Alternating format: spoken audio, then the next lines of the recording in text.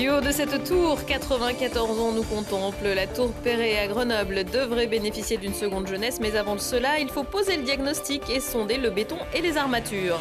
Dans un cadre unique, le trail de Paladru ambitionne de devenir l'une des épreuves de préparation de référence avant l'arrivée de la saison en altitude. C'est bien parti, avec plus de 1500 participants. Et puis le week-end pascal a été riche en événements sportifs, avec aussi en foot une rencontre attendue entre le GF38 et Lens et un succès pour l'équipe de France de hockey face à la Lettonie à Pôle Sud.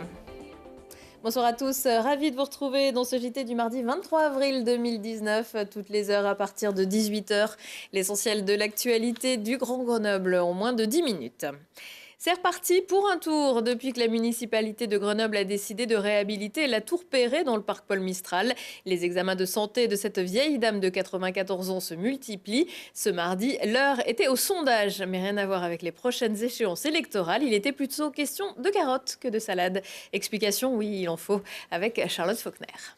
Analyser le béton de la tour Perret ainsi que sa structure, une étape indispensable avant le début du chantier de restauration. Un diagnostic du béton est donc en cours et va mettre en évidence les différentes zones à rénover sur la vieille dame de 94 ans. Des carottes de béton sont donc prélevées pour ensuite être analysées en laboratoire. Selon l'exposition du béton, on sera plus exposé à la pollution, si c'est plus exposé au vent, etc. Et sinon aussi à la pluie. Quand c'est plus exposé à la pluie, le béton est plus à même de présenter des problèmes de corrosion. Une étape de diagnostic et d'analyse déterminante pour la suite du chantier. Pour savoir la façon dont la restauration va se passer, c'est important de compléter les études en cours par des sondages complémentaires pour mesurer la qualité du béton, son niveau d'altération, la corrosion des fers, etc. Donc c'est pas d'aujourd'hui que la ville elle se préoccupe de l'état de la tour. Il y a eu un ensemble d'études qui ont été faites dans les années 2000 et 2010. Mais au moment où on s'apprête à la restaurer, c'était important de les compléter. La ville de Grenoble a également pour objectif de rendre ce chantier pilote en matière de restauration des bétons armés.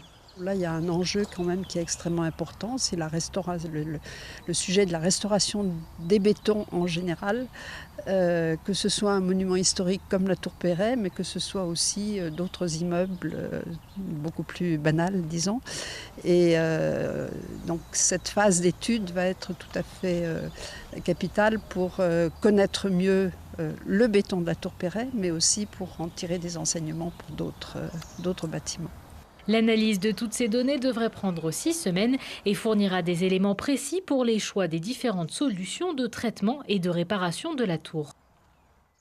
Lors de sa construction en 1925, les travaux de la tour Perret n'avaient duré que 7 mois, coûté l'équivalent de 58 000 €.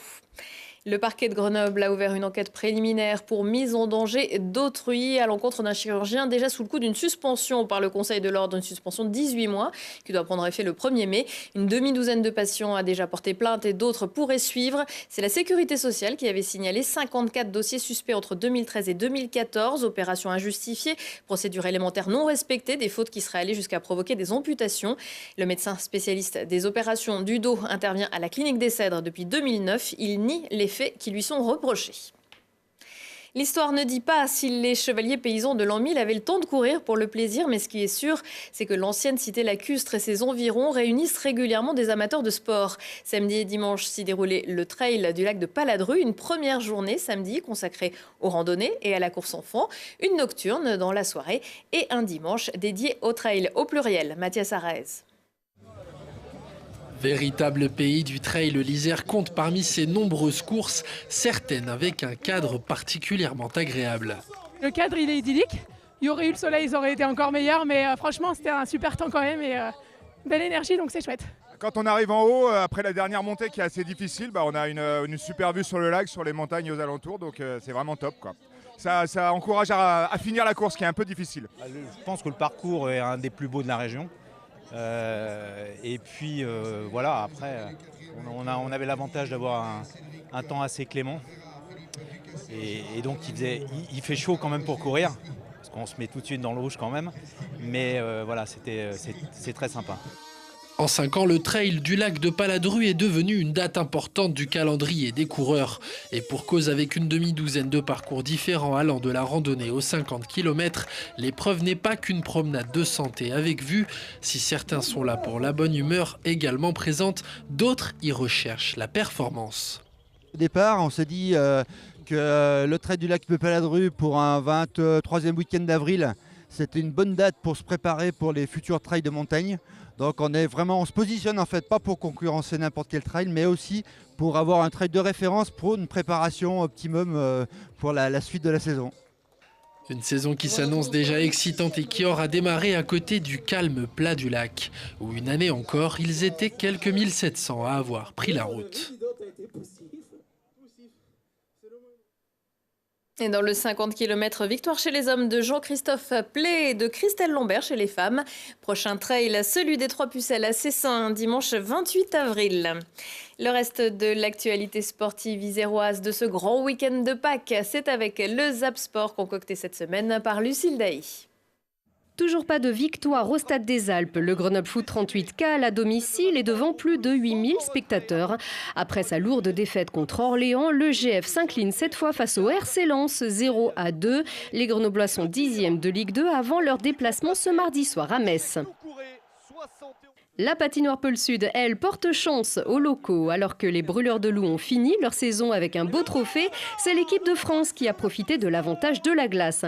Pour son match de préparation au mondial, les Bleus, emmenés par leur capitaine grenoblois Sacha Treille, s'imposent 2-0 face à la Lettonie, dont un but du brûleur Teddy Dacosta, assisté de l'autre grenoblois Guillaume Leclerc.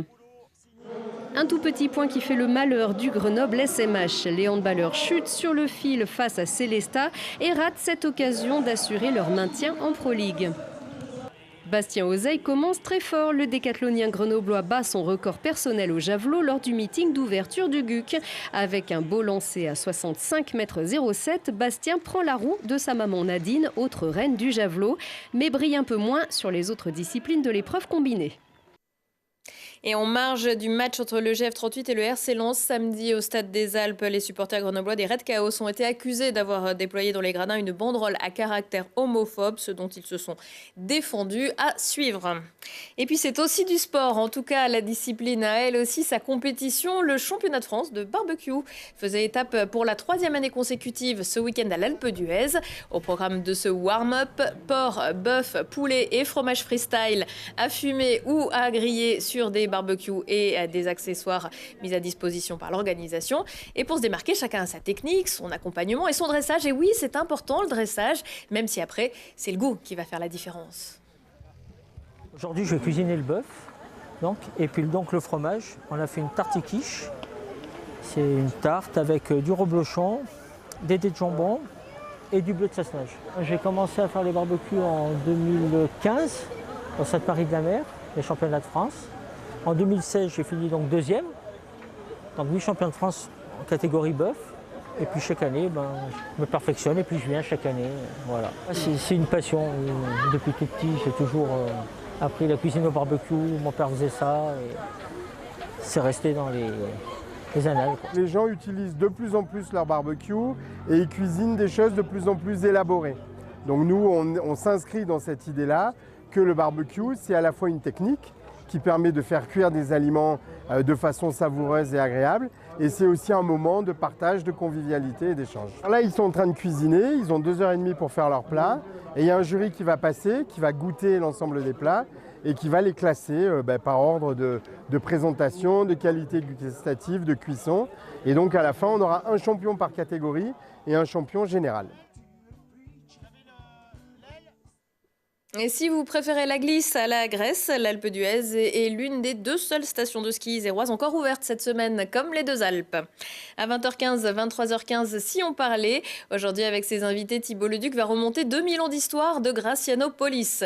Jouer de la guitare dans un groupe, même si vous êtes seul, et feuilleter un comics à l'humeur dauphinois. Prochain rendez-vous avec l'actu dans 1 heure et au replay sur télégrenoble.net. Excellente soirée à tous.